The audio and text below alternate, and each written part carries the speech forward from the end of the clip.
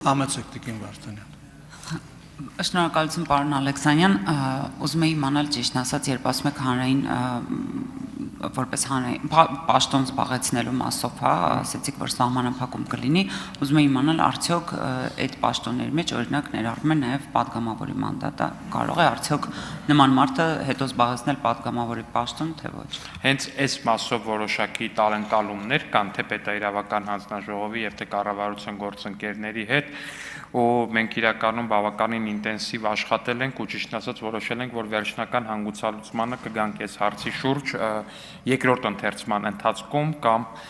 դրանից առաջ առնվազն հարցի ու այս մասով ավելի հստակ այդ ընթացքում ձեզ կպատասխանենք, որտեղ առնվազն հենց այս հիմնական տարընկալումը ու տարակարծությունը այդ դրույթների շուրջ էր Տիկին Վարդան։ Հավանիչ տեսանյութը եւ բաժանորդագրվիչ նորությունները բաց չթողնելու համար։